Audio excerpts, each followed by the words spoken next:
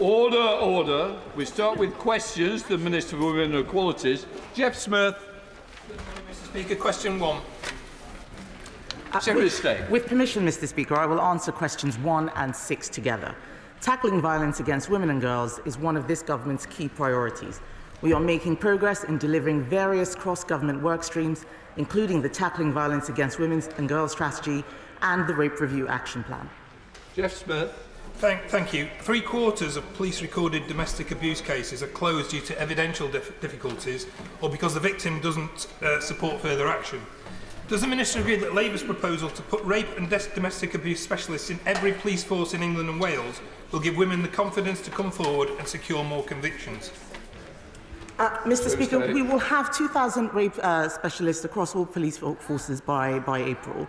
And in the autumn statement, the Prime Minister announced the government would provide £2 million of additional funding of the Flexible Fund, which trials one-off payments to victims of domestic abuse, and that fund was made available to victims on 31st of January. Nicola Richards. Mr. Speaker, last week I co-hosted an event here in Parliament with a delegation from Israel who had first-hand experience in the aftermath of the 7th of October.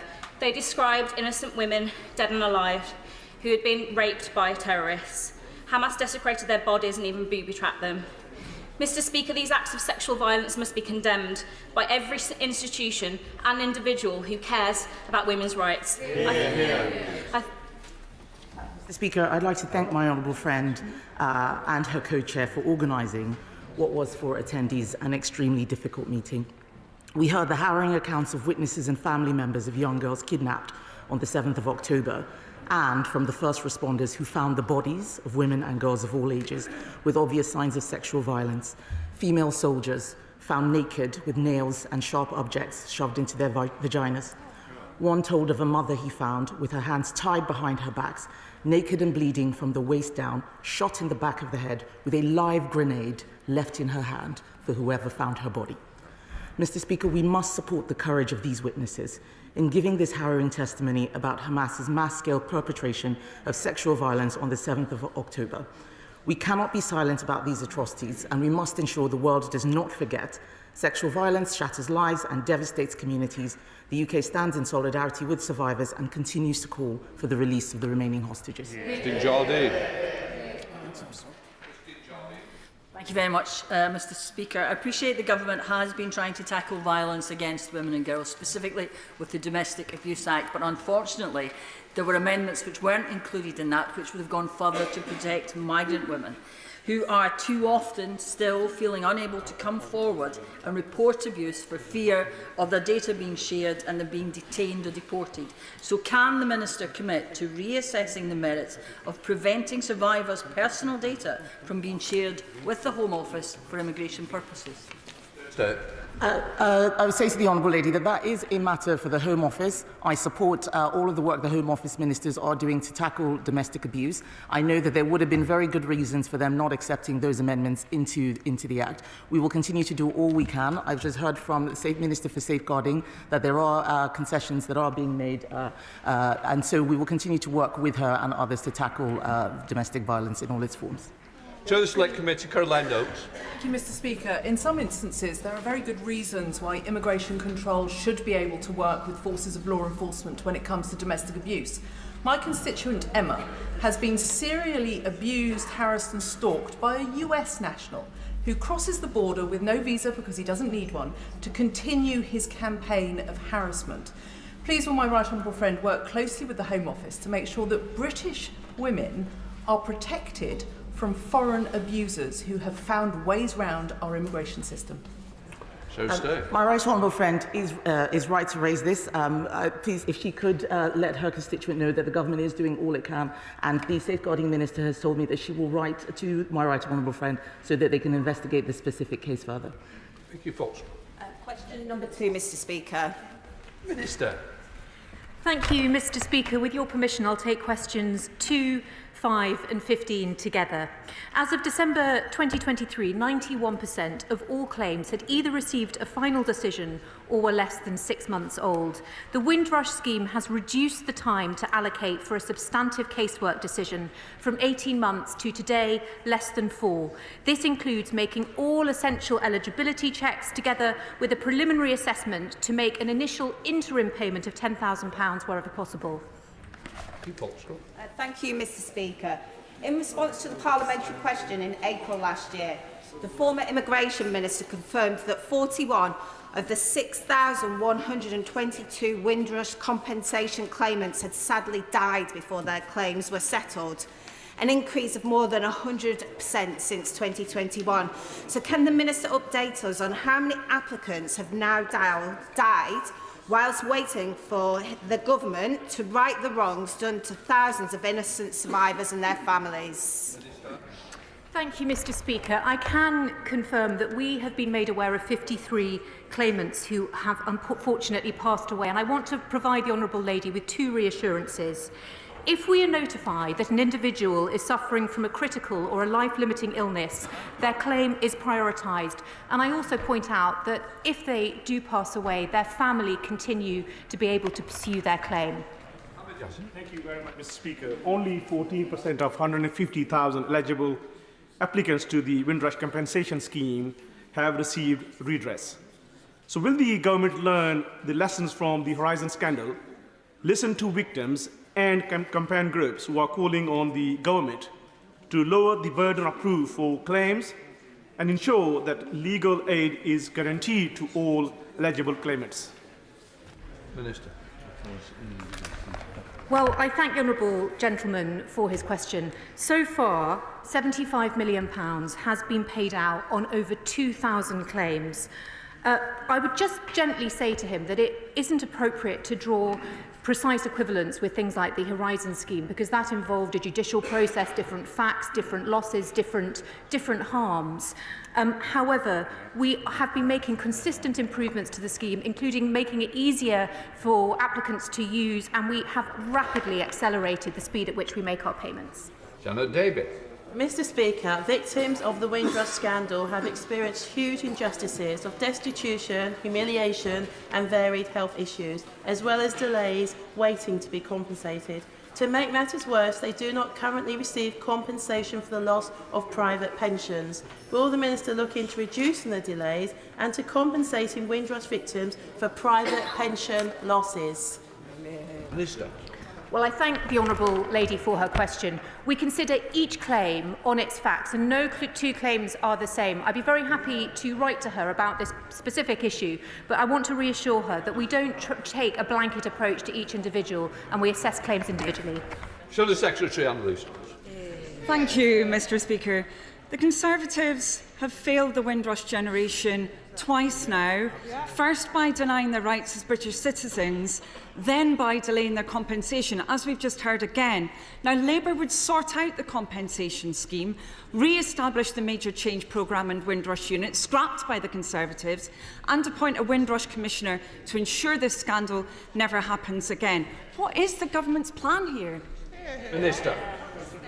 I find it difficult to accept that a scheme is failing when over 80% of those claims have now received a final decision, and over 90% of those claims have either got a final decision or are less than 6 months old. So I disagree with that. I think it was suggested that we should be taking the scheme out of the Home Office, or perhaps that's Labour's proposal. I want to remind the honourable lady that Martin Livermore, the independent advisor to the Windrush scheme, supported the scheme remaining in the Home Office in his most recent report that was published in March 2022.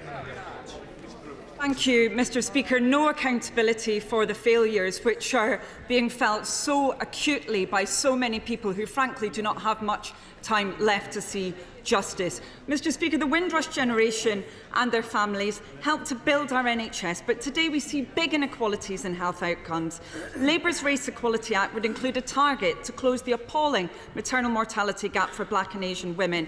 It seems another 9 months have passed since the Maternity Disparities Task Force last met. Is that because the Minister for Women and Equalities thinks this is another of her alleged fake problems? Minister. I can just say to the Honourable Lady that that is not accepted, and in fact the Health Secretary made an announcement on maternal services this week. I think it would be appropriate for me to refer to my colleagues at the Department for Health and Social Care, and I will write to her on this point. Jim Jones. Question number 3, Mr Speaker. Minister. Thank you, Mr Speaker. I want to respond to the Honourable Lady. I meet the Domestic Abuse Commissioner regularly, and the last joint visit that we undertook to a refuge was specifically for minoritised women where honour-based abuse was a specific issue. It is important work of the Home Office to look at the specific harms connected with this. One of the things we're proudest of is our forced marriage unit, which has provided support services to over 300 cases in the last year. And also we fund a national honour-based abuse helpline, which has helped more than 2,500 people in the last 12 months. I thank the Minister for her response. However, Severe UK, based in my Liverpool Riverside constituency, and the Domestic Abuse Commissioner are concerned by the failure of this government to provide a statutory definition of so-called honour-based abuse. So does the Minister agree that this will lead to under-reporting and will not provide us with detail of the scale of the problem? I'm afraid the government takes the opposite view. The reason we use the expression honour-based abuse, which has been controversial in itself, is because victims often understand that the best. We also know that victims of honour-based abuse are often the hardest to reach, sometimes the least able to articulate their claims and to escape their circumstance. So the reason we keep the definition wide is so that we successfully capture all the various insidious forms that it takes. But I want to reassure her, both the CPS and the Home Office have a working definition that they use that guides investigations and is so far proving effective. Sir Michael Fabricant. One of the most insidious forms of domestic abuse is conversion therapy. It's cruel and it doesn't work. So could my honourable friend give me some indication as to when legislation will be coming forward to ban this? Minister. I can reassure my honourable friend that the government will be publishing a draft bill concerning this very point in due course. Number 4, Mr Speaker. Minister. Thank you, Mr Speaker. There are 3 key ways that we are helping to get young girls and women into STEM sectors. Firstly, by ensuring that the number of young girls are taking up courses. We've seen a 50% increase in the number of undergraduate STEM courses being taken up by female young women.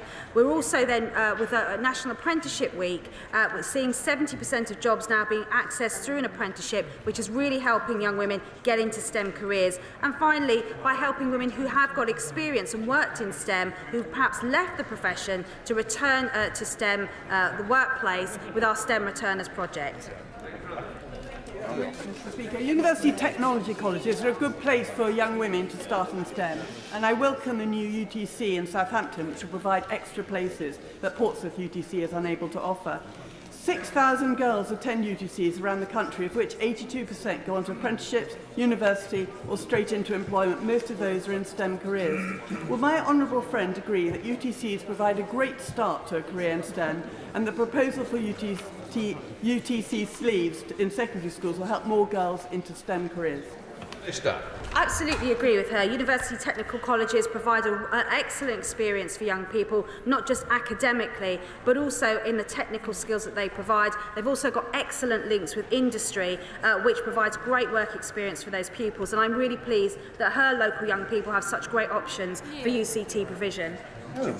Jim Shannon. Mr Speaker, can I thank the Minister very much for her answer. Minister, in Northern Ireland, I'm always encouraged by the number of young ladies and young girls who wish to be involved in the science and technology and mathematics, because they can do the job every bit as well as a man can do. But is it not important, Minister, to ensure that companies who wish to employ people do more to encourage young ladies to take up the jobs? Thank you. Minister. Well, the Honourable Member for Strangford is absolutely right. The government can't do it all. We do need industry as well. But there are some great examples. We've got a £17 million programme scholarship now for AI and data science conversion courses. We've also got the UK Space Agency investing £15 million into diverse workforce streams, particularly for young women, to help them get into the sector too. He's absolutely right. We need to work hand in glove with industry. Very Sherman. Mr. Speaker. Thank you, Mr. Speaker. We all know that women take the bulk of caring responsibilities. The Carers Leave Act regulations will come into force on the 6th of April across England, Wales and Scotland, meaning carers can take a week of unpaid leave from the workplace, knowing that their jobs are protected as a result. Very Sherman. The ministerial team knows that it's absolute scandal that in all these years of Conservative so-called popular government, we have seen such a bad deal for early years, for carers, for women, talented women, legions of them, who want to use their talent at work but are stopped by the highest childcare costs in the world. Minister. Well, I would respectfully say to the Honourable Gentleman that God gave us 2 ears and a mouth for a reason, and I would encourage him to put his listening ears on to hear the track record of this government, whether it is improving payment for carers or whether it's introducing groundbreaking legislation to introduce flexible working from day one, shared parental leave, paternity leave, parental leave. We've now got the kinship carer strategy, which was launched in December, which is looking at a funding model for kinship carers. We have gone further than any government with a plan to improve the lives of carers and value the work that they do. SNP spokesperson Kirsten Norton. Thank you, Mr. Speaker. That right to flexible working would particularly benefit workers with caring responsibilities, the majority of whom are women. Unfortunately, the UK Government's response to its consultation on flexible working simply doesn't go far enough to provide some of the real practical support needed by many people with caring responsibilities. Last week, Nikki Pound of the TUC told the Women and Equalities Committee that 1 in 3 requests for flexible working are denied by employers. So what steps are the UK Government taking to really support workers with caring responsibilities and ensure that flexible working is a day one right by default? Minister. Well, I speak as a carer myself, holding down a full-time job, so I know the difficulties that are involved there. And that is why the government passed the legislation for flexible working for day one. We've introduced parental care, which is 18 weeks of leave entitlement for parents. That is on top of the carers leave regulation, which comes into force from the 6th of April. This government has gone further than any other government in introducing those rights for carers. Jamie Stone. Number 8, Mr. Speaker. Minister. Thank you, Mr. Speaker.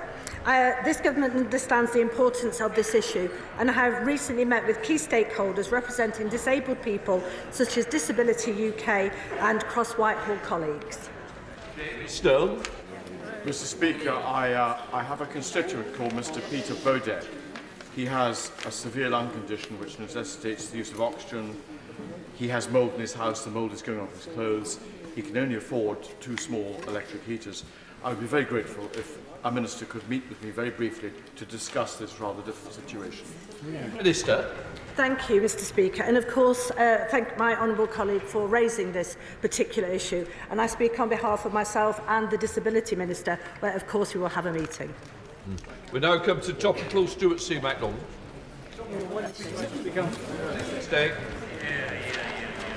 Mr. Speaker, in light of some of the commentary around the Employment Tribunal's judgment in the case of Professor Miller and Bristol University, I want to clarify that anti-Semitism must continue to be challenged wherever it rises. We have seen people in this country use their views on Israel as an excuse to display anti-Semitism. We have seen this at protests on our streets, and we see this in our universities. It is therefore important to underline that this ruling does not change the fact that while academics have the right to express views, they cannot behave in a way which amounts to harassment of Jewish students. Disguising this as discourse about Israel would be no more lawful than any other form of anti-Semitism, and the government will consider the ruling carefully and will continue to do everything in our our power to protect Jewish people across our country. Stuart MacDonald. Thank you, Mr. Speaker.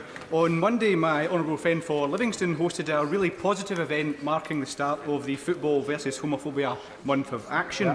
Will ministers join me in thanking all involved in the Football versus Homophobia campaign, which includes Rape Sports and the Thai campaign in Scotland, and offer their wholehearted support for making football a safe and welcoming sport for LGBT people? I thank the honourable gentleman for his question. Of course, yes, we do. We do join him. And I would like to pay tribute to the work of the Minister for Equalities, who has been very supportive of this campaign, as we all are on the ministerial team. Marco Longe. Thank you, Mr. Speaker. I hear more frequent use of this word microaggression. And as an engineer, I know micro is something extremely small. It's tiny. In fact, it is 1/1,000,000th of whatever a standard aggression might be.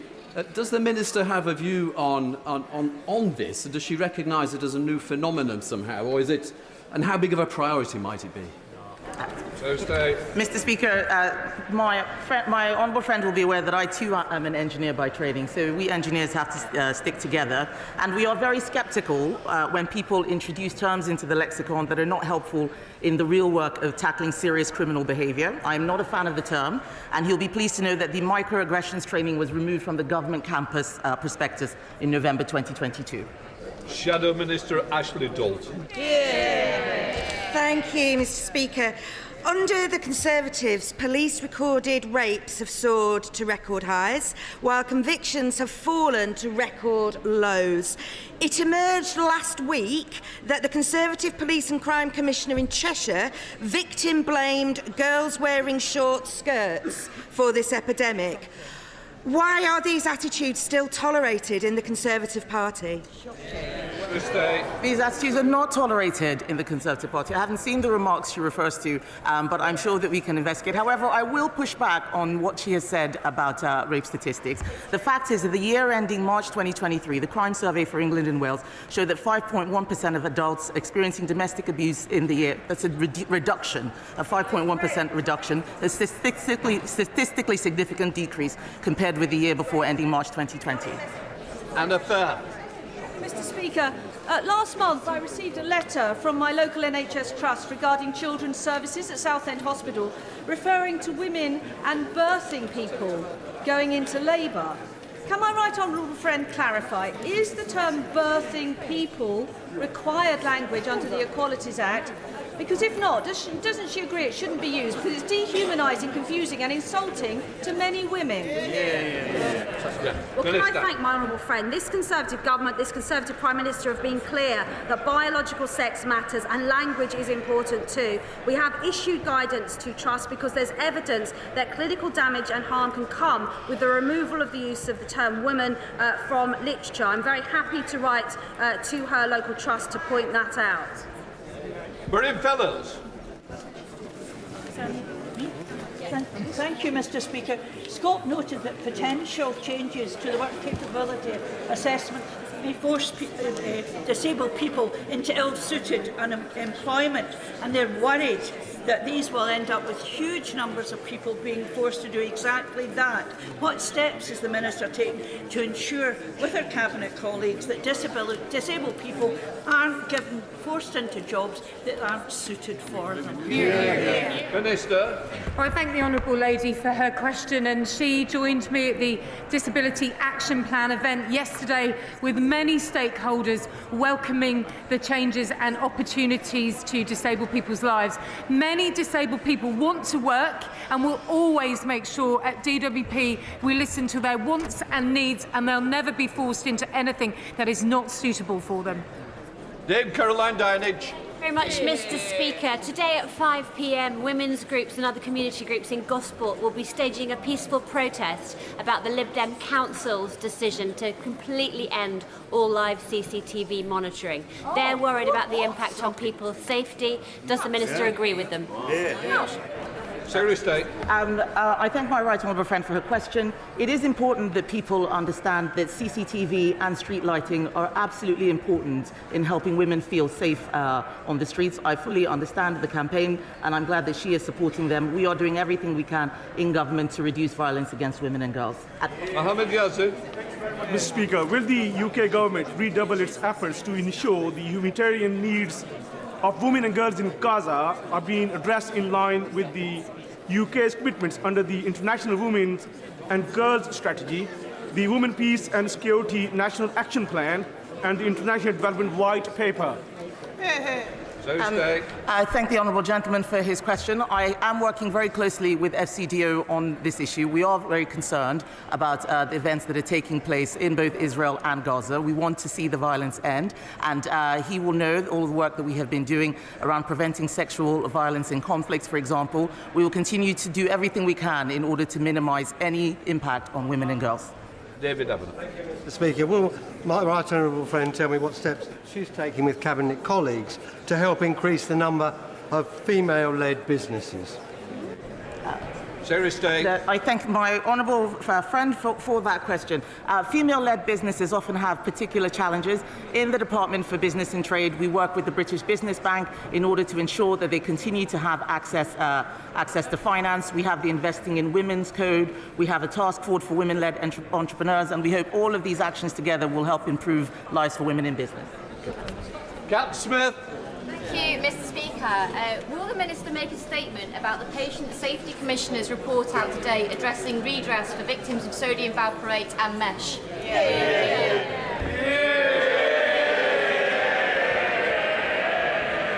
Well, I thank the honourable lady for her question. She will know that we personally, as a government, commissioned that report for the Patient Safety Commissioner to undertake to look at the options around redress specifically for sodium valproate, but also for those affected by mesh. It's only been published today. We will look at the details closely and then report back to this House.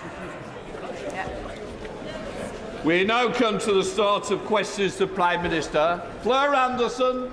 Number one, please, Mr. Speaker. Prime Minister. Mr. Speaker, I know the thoughts of the House and the country are with the King and his family. We wish His Majesty a speedy recovery and look forward to him resuming his public-facing duties in due course. Mr. Speaker, this morning I had meetings with ministerial colleagues and others. In addition to my duties in this House, I shall have further such meetings later today. Fleur Anderson. Thank you, Mr. Speaker. I also send my best wishes to the King. Last week, the Foreign Secretary said that we, with allies, will look at the issue of recognising a Palestinian state so that the Palestinian people can see irreversible progress towards a two-state solution. But afterwards, it was briefed that these words had not been signed off by number 10. Does the Prime Minister agree with his Foreign Secretary? Mr. Speaker, our long-standing position has been that we will recognise a Palestinian state at a time that is most conducive to the peace process. But the most important thing is we are committed to that two-state solution and working with our allies to bring it about. Thank you, Mr. Speaker. People in Northampton South are desperately short of NHS dental provision. Indeed, in Duston there is now none at all. So today's dentistry recovery plan announcements are hugely welcome. But can the Prime Minister guarantee my residents improvements within months and not years? Well, Mr. Speaker, we are publishing the dentistry recovery plan today, and my right honourable friend, the Health Secretary, will be making a statement shortly. Over 1 million more people saw an NHS dentist last year than the year before, but we know that there is more to do, and that's why the recovery plan will make sure that NHS dental care is faster, simpler and fairer for patients and staff. Leader of the Opposition, Keir Starmer. Thank you, Mr. Speaker. I join with the Prime Minister in sending His Majesty the King our very best wishes for his treatment. Across this House, we all look forward to seeing him back to full health as quickly as possible. Mr. Speaker, this week the unwavering bravery of Brianna Jay's mother, Esther, has touched us all. As a father, I can't even imagine the pain that she's going through, and I'm glad that she's with us in the gallery here today. Mr. Speaker, a year ago, the Prime Minister promised to bring NHS waiting lists down. Isn't he glad he didn't bet $1 grand on it? Prime Minister. Mr. Speaker. Minister. Mr. Speaker, at least I stand by my commitments.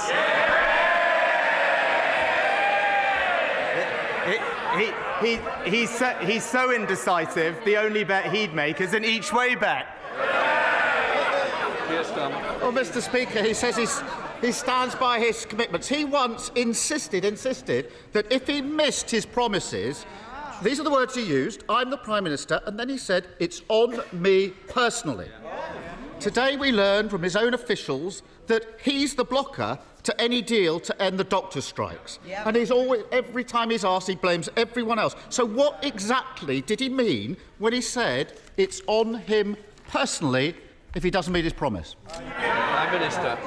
Mr. Speaker, well, we are bringing the waiting list down for the longest waiters. We're making progress. But it's a bit rich, Mr. Speaker, to hear about promises from someone who's broken every single promise he was elected on. I mean, I think I counted almost 30 in the last year. Pensions, planning, peerages, public sector pay, tuition fees, childcare, second referendums, defining a woman. Although, in fairness, that was only 99% of a U-turn.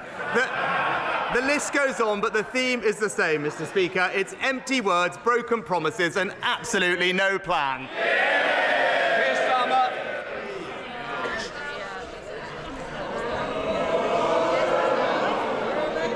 Of all the weeks to say that, when Brianna's mother is in this chamber, shame, parading as a man of integrity when he's got absolutely no responsibility. Absolute. Of all. Either side.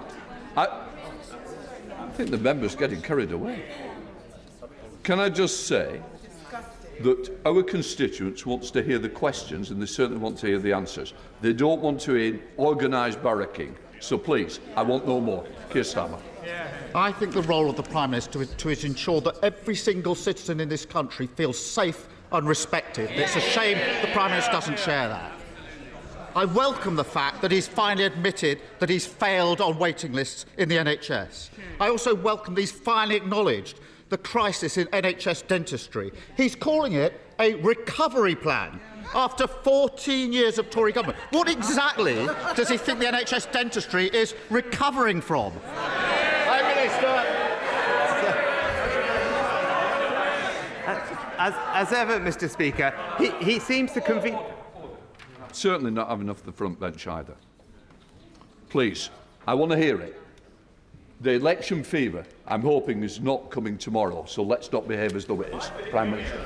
Well, Mr. Speaker, as ever, he conveniently forgets the impact of a pandemic on NHS dentistry, and it was specifically because of the close proximity nature of dental provision that it was unable to operate as normal throughout the pandemic. That was the recommendation of the medical and clinical experts, Mr. Speaker, which is why inevitably there is a backlog in dental care and the impact that it has. But that's why, as my honourable friend, the Health Secretary, will outline later today for the House, we're putting more funding in to provide more NHS provision across the country, on top of plans that will see the number of dental training places increased by 40%, Mr. Speaker. But I would actually just point out, our plans mean that there will be 2.5 million more NHS appointments, which is in fact 3 times more than the Labour Party are proposing.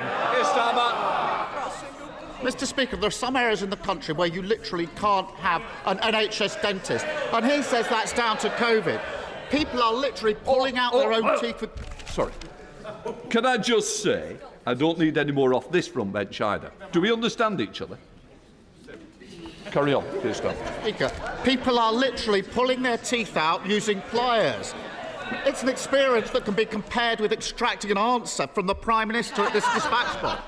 The truth is, after 14 years of neglect, this recovery plan is just a desperate attempt to try to recover back to square one.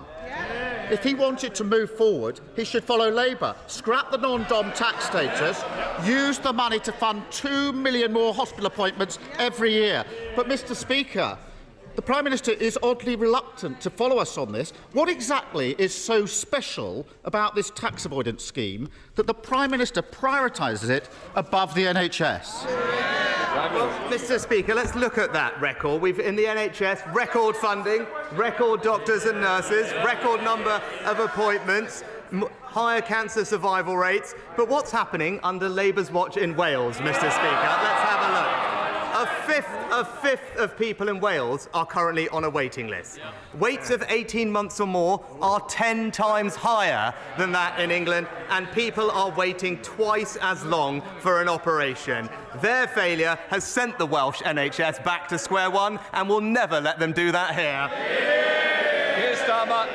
Mr. Speaker, when he admitted that he'd failed on waiting lists, I actually thought that we might be entering a new era of integrity, professionalism and accountability. Remember that one?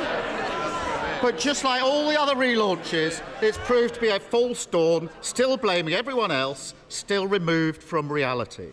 It's very simple. You can either back more NHS appointments or more tax avoidance. We know what side we're on. Why doesn't he? Mr. Speaker, the best way to ensure that we continue to fund the NHS, as we have, is not to make £28 billion of unfunded spending commitments. And just this morning, independent Treasury officials have published a formal costing of just one part of their eco-promise, their insulation scheme, and it turns out that it will cost double what they had previously claimed. Not the £6 billion that Labour accounted for, but £13 billion every single year. It's now crystal clear they have absolutely no plan, but we all know how they're going to fund that gap. More taxes on hard-working people. Mr. Speaker, this is Mr. 25 tax rises. He's literally the country's expert on putting taxes up, and he thinks he can lecture everyone else on the economy. Last week, he and his MPs were laughing at someone whose mortgage had gone up £1,000 a month. This week, he's casually made a £1,000 bet in the middle of an interview. Last week, he thought even raising questions about the cost of living was, and I quote, resorting to the politics of envy. And this week, he's finally found the cause that he wants to rally around, the non-dom status. When he finds himself backing tax avoidance over NHS appointments, does he start to understand why his own MPs are saying he simply does not get what Britain needs? Prime Minister.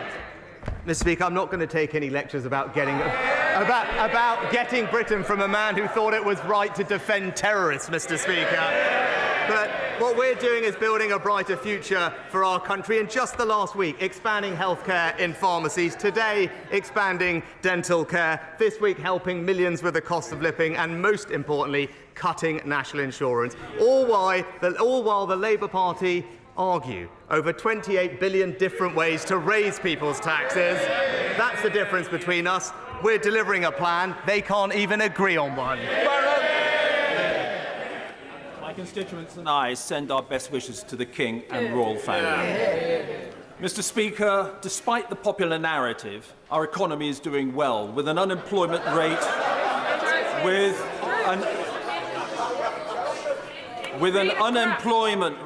well below the EU average, strong inward investment and record employment. Taxes are higher than Conservatives would like, but does my right honourable friend agree that a key reason for this is that we rightly spent £400 billion on COVID support, including one of the most generous furlough schemes, in order to ensure that no one got left behind, and that it is our intention and instinct to lower taxes, unlike the parties opposite. Mr. Speaker, my honourable friend is right to highlight our record of providing support to the country when it needed it, whether it's the NHS, vaccines or furlough during COVID, or most recently help with people's energy bills. We're only able to afford that because of the strong management of our economy, which is why we must stick with the plan, not risk going back to square one with the Labour Party, who, as we know, have absolutely no plan and will cost everyone in this country with their £28 billion worth of tax rises. Leader of the SNP, Stephen Flynn. Thank you, Mr. Speaker. Can I begin by expressing my heartfelt sympathies to Brianna's mother, who is in the public gallery as we speak, and also to send my best wishes to King Charles in what will hopefully be a quick and full recovery. Mr. Speaker, the public are used to the Tories gambling on the lives of others. Boris Johnson, he did it with public health during the pandemic. His immediate successor, she did it with household finances. So not to be outdone, the Prime Minister on Monday this week accepted a crude bet regarding the lives of asylum seekers. In doing so, he demeaned them as individuals and he degraded the office that he currently holds. So can I ask him, will he apologise? Mr. Speaker, we may have a principal disagreement on this. I believe, and we believe, that if someone comes to this country illegally, they shouldn't be able to stay, they should be removed, and that's why we're committed to our Rwanda scheme. Stephen Flynn. Mr. Speaker, as ever, the Prime Minister does himself no favours, because, of course, the bet to which we are referring was worth £1,000, and it came just hours before the Prime Minister ended cost of living support worth just £900. And his justification for doing so was that the cost of living crisis is easing. So can I ask him, what does he believe leaves him looking most out of touch with the public? Gambling £1,000 or believing that the cost of living crisis is getting better? Well, Mr. Speaker, he talks about the cost of living. Perhaps he can explain to the Scottish people why it is that whilst the UK Conservative government is cutting their taxes, the Scottish government is raising them. Mr. Speaker, the thoughts of the people of East Worthing and Shoreham are with His Majesty as well. The Archbishop of Canterbury has admitted that since taking office, the attendance at the Church of England has dropped by 15%. And in the 10 years to COVID, the number of baptisms in the Church of England has fallen from 140,000 a year to 87,000. So Christianity in the UK seems to be on the wane, unless apparently you are from a Muslim country in the middle of an asylum claim, and we are now told that 1 in 7 occupants of the BB Stockholm have suddenly become practising Christians. Can I ask the Prime Minister, given that the Church of England has now issued secret guidance for clergy supporting asylum applications for these Damascene conversions, who is the Church accountable to, and are taxpayers being scammed by the Archbishop? Mr. Speaker, when it comes to illegal migrants, we need to have a system whereby if someone comes here illegally, they shouldn't be able to stay. I can tell him that my right honourable friend, the Home Secretary, has asked for more information about the extent to which migrants converting to Christianity is playing a role in our asylum system, and more generally, under our Illegal Migration Act, anyone entering the UK illegally will not be granted asylum here. That's why we need to have somewhere to send them and why our Rwanda scheme is so important. The Labour Party have blocked these measures every single step of the way because they don't have a plan and they won't keep Britain safe. Sir Geoffrey Donaldson. Thank you, Mr. Speaker. Could I, on behalf of my party, extend our best wishes to His Majesty the King for a full recovery. Mr. Speaker, I want to thank the Prime Minister for his dedication and leadership in helping us to restore our place in the United Kingdom and its internal market, and to revive our political institutions at Stormont. The Union is more secure as a result of our combined endeavours, and together we have greatly enhanced the potential to build a strong and prosperous economy that will help to cement our peace in Northern Ireland. Mr. Speaker, securing peace in an unstable world is vital for all of us. And therefore, will the Prime Minister examine the findings of a recent report by Policy Exchange that calls for Northern Ireland to play an even greater role in the defence of our nation? Prime Minister. Can I start by thanking and paying tribute to my honourable friend for his own leadership over the past few months. He and I agree that the Union is stronger for the return of devolution and the work that we've done. I'd be delighted to examine the findings of the report, and I've seen with my own visits the vital role that Northern Ireland is playing through the location of firms like Tallers and Harland and Wolff. But as he will know, I'm delighted in last week's command paper we specifically committed to examining how we can further bolster Northern Ireland's share of the UK defence sector, because it's another essential pillar of our precious economic union. Virginia Crosby. Mr. Speaker, does the Prime Minister know where the best site for large-scale new nuclear in the UK is? And will he commit to buying the Wilver site, now the only gigawatt site in Wales this year, and make sure it's progressed as soon as possible to meet our net zero and energy security needs and give the enormous boost to the Ynys Môn and North Wales economy? Prime Minister. As ever, my honourable friend is a fantastic champion for Wilfer and the nuclear industry. I can confirm to her that Wilfer is a candidate for the new nuclear site and one of a number of potential sites that could host civil nuclear projects. No decisions have been taken at present, but Great British Nuclear is working with the government to support access, and we're also developing a new national policy statement providing the planning framework for new nuclear power, and would very much welcome her and other contributions to that consultation. Stuart Malcolm MacDonald.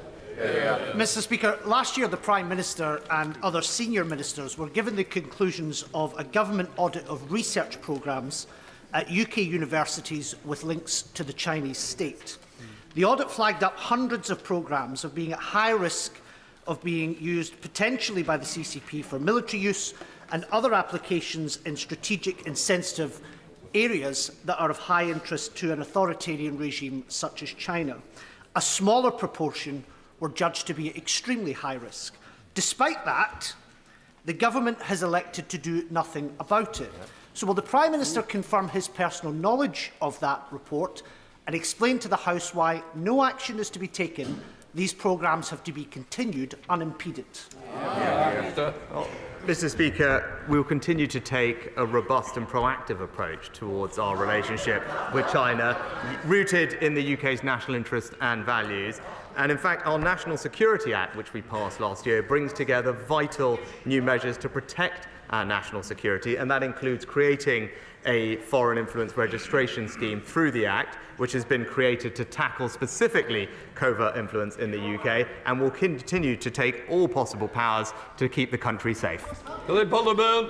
Two remarkably talented and enthusiastic individuals from Kettering, Becky Horrell and Lindsay Atkins, have put together a really ambitious £2 million bid to repurpose the redundant Gala Bingo Hall site in Kettering High Street into a community arts, music, business and family hub, which would be simply transformative for Kettering Town Centre. Would my right honourable friend, the Prime Minister, please be kind enough to facilitate a meeting for us with the relevant culture and levelling up ministers, so we can explore how a combined community ownership fund and cultural development fund bid might get us across the line? Prime Minister. Well, can I thank my honourable friend for highlighting this exciting initiative, and also commend Becky and Lindsay for their campaigning. He'll know that our £150 million community ownership fund is there specifically to help safeguard small but much loved local assets, and indeed our cultural development fund, like the one he mentions, is there to support further cultural projects as well. I will ensure that he gets a meeting with the relevant minister to discuss these plans further, and wish him and his constituents all the best with this redevelopment project. Janet Davey. Thank you, Mr. Speaker. Data revealed by the Centre for Cities showed that after 14 years of Tory rule, towns and cities in every corner of our country have been levelled down, left behind and left out of pocket. On average, people are over £10,000 a year worse off because his party has failed on growth. When will the Prime Minister take responsibility for breaking Britain? Prime Minister. Mr. Speaker, in fact, what we're seeing is record investment in our towns across the UK, many of which were neglected by the Labour Party for decades, Mr. Speaker. But if we really care about levelling up, what we need to do is avoid saddling hard-working Britons with higher taxes, which is exactly what Labour's £28 billion green spending spree would do. Speaker, for 27 years, constituents across the Vale of Glamorgan and across the whole of Wales sadly have to wait longer to see a doctor longer for an ambulance, longer at A&E, and longer for an operation than patients in England. There are 24,785 patients in Wales waiting longer than 2 years for an operation. That number in England is 227. Does my right honourable friend agree that Aneurin Bevan will be turning in his grave on the fact that you can't trust Labour with the NHS? Well, Mr. Speaker, my right honourable friend is absolutely right. Whereas here in England we have a plan when it comes to education, where we're marching up the league tables and we have virtually eliminated those waiting the longest amount of time. But in Labour-run Wales, as he said, education rates are falling and waiting lists over 18 months are more than 10 times higher than here in England. It's crystal clear we should stick to our plan for a brighter future and not go back to square one with Labour. Thank you, Mr. Speaker. According to Open Democracy this week, since 1999, at least 391 people have died at our borders. That is a rate, Prime Minister, of more than one man, one woman per month for 25 years. And on top of this, the financial cost is deadly and failed border regime, as well as the Prime Minister's plan for Rwanda, is estimated to cost at least £800 million since 2014. So will the Prime Minister now show that he understands that the people whose lives he's making sick bets on are human beings and provide them with safe routes to the UK in order to seek asylum instead of more failed and extreme forms of deterrence?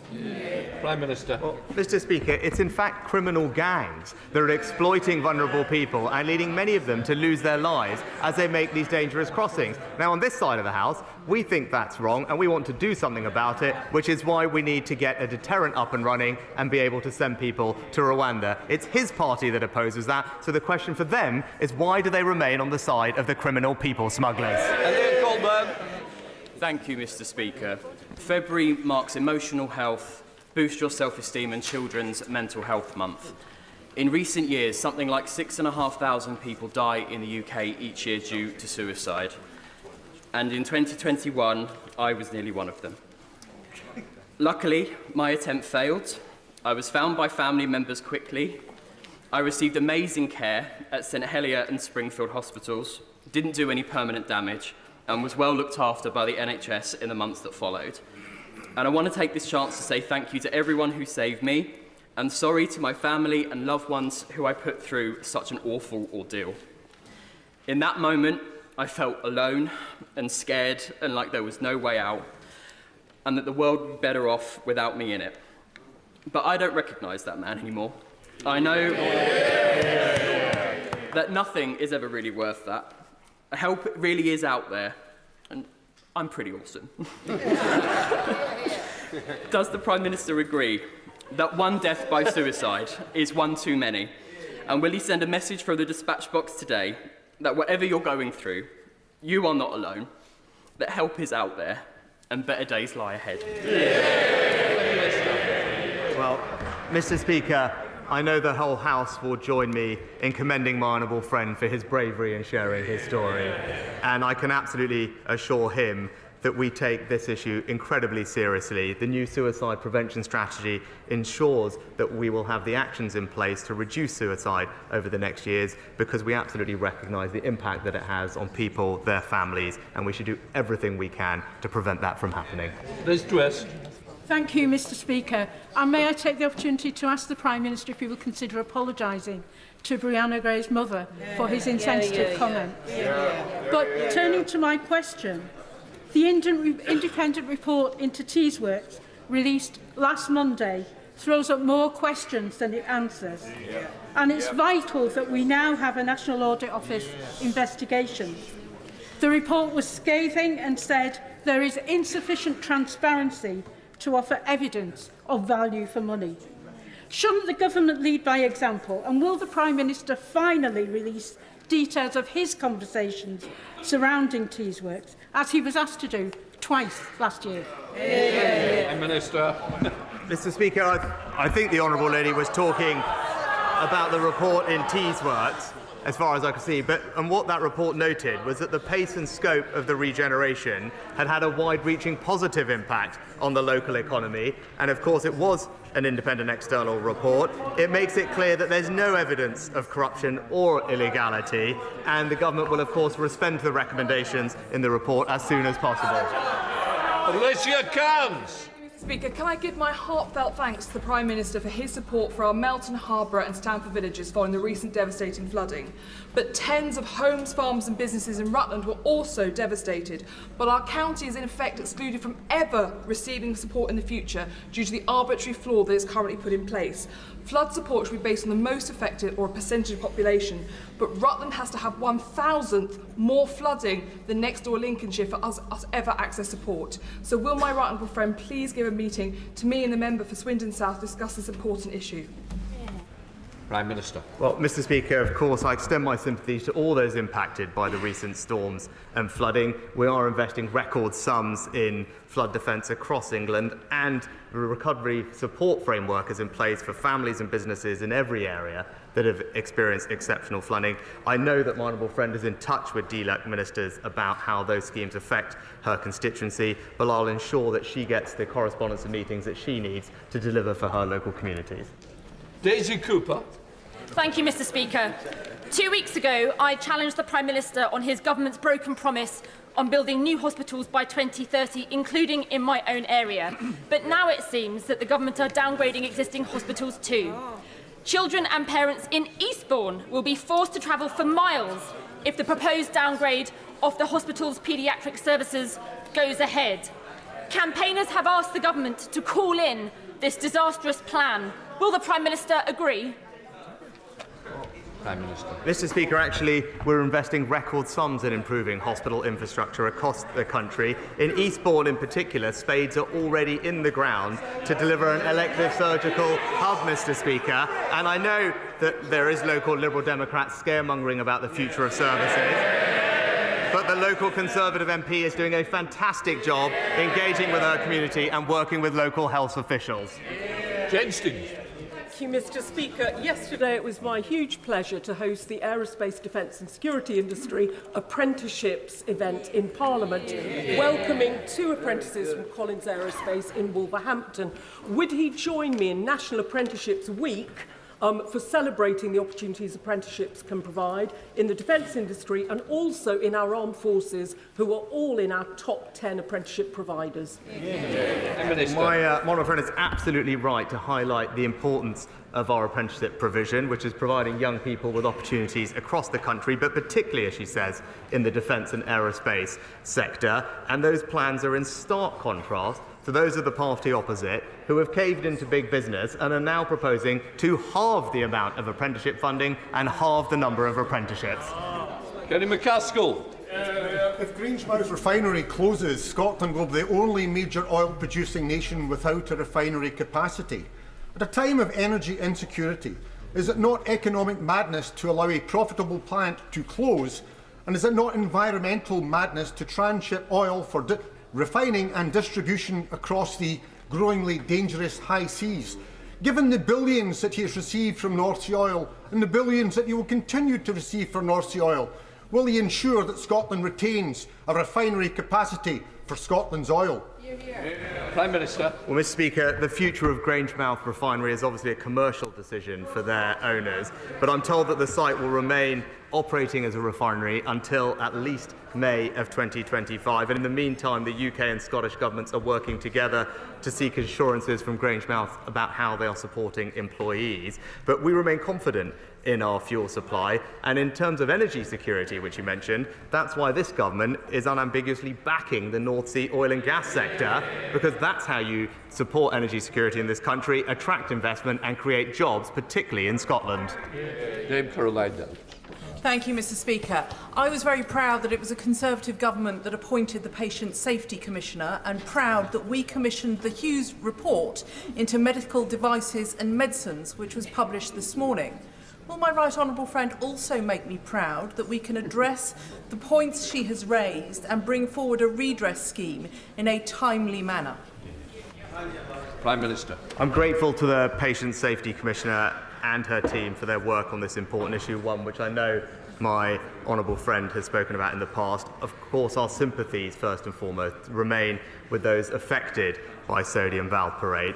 We're focused on improving the system and how the system listens to patients, and it's right that the government carefully considers the report's recommendations. The Department for Health will be responding to the report in due course, and the Health Secretary will keep the House updated on a regular basis. Sarah Edwards. Thank you, Mr. Speaker. Many of my Tamworth constituents, like local mom Jessica, have contacted me about special educational needs and disability support. Jessica's son has waited years for an autism diagnosis and doesn't expect to have an education, health and care plan in place by the time that he goes to secondary school. Will the Prime Minister confirm that students that need an EHCP will get them so that they can thrive in school? Prime Minister. Well, Mr. Speaker, of course we want to see every child thrive at school, which is why we've tripled the amount going into special educational needs for capital places and put more money into support EHCP plans. I'm sorry to hear about the case she mentions. I'll make sure that we continue to look at that in particular because, as she said, we want every child to thrive at school. Alex Shelbrooke. Wishes to His Majesty the King and Her Royal Highness the Princess of Wales. I know my right honourable friend, and building on the answer to my right honourable friend, is exceptionally pleased with the huge report that's come out today. And there's been a huge amount of work that's taken across this chamber from the Honourable Lady for Livingston, the Honourable Lady for Washington, and my right honourable friend for Southampton and Romsey. May I push the point, though, to my right honourable friend, the Prime Minister, that tens of thousands of women and children have suffered immensely since the 1970s, and government after government has not done anything about this. I'm proud that this government has done something about it. So can I urge my right honourable friend, the Prime Minister, in the strongest possible terms, to talk to our right honourable friend, the Chancellors, to make sure that at the budget we can really address the issues raised in the huge report. Minister. Well, can I thank my honourable friend and colleagues on all sides of the House for their campaigning over many years on this issue. As I said, it's right that we not only do we extend our sympathies to those affected, that we carefully consider the recommendations from the Commissioner's report, and I can assure him we will do that with all due haste, and I know that the Health Secretary will keep the House updated. Final question, Vicky Foxcroft. Thank you, Mr. Speaker. Why did the Prime Minister downgrade the role of Minister for Disabled People? What message does he think this sends to them? And will he commit to reconsider this move, ensure the role is a Minister of State? And if not, will he agree to meet with me and disabled people's organisations and explain his reasoning? Prime Minister. Mr. Speaker, actually, the Minister for Disabled People is going to do a fantastic job because she passionately cares about this issue, and this government has a record to be proud of, whether it's supporting many more of those with disabilities into work, ensuring they can live independently, or making sure that children with complex disabilities have access to more changing places across the country, because those, Mr. Speaker, are the values of this Conservative government. And Mr. Speaker, I could just say also to Brianna Gray's mum, who is here, as I've said earlier this week, what happened was an unspeakable and shocking tragedy, Mr. Speaker. And as I said earlier this week, in the face of that, for her mother to demonstrate the compassion and empathy that she did last weekend, I thought demonstrated the very best of humanity in the face of seeing the very worst of humanity, and she deserves all our admiration and praise for that. That completes Prime Minister's questions.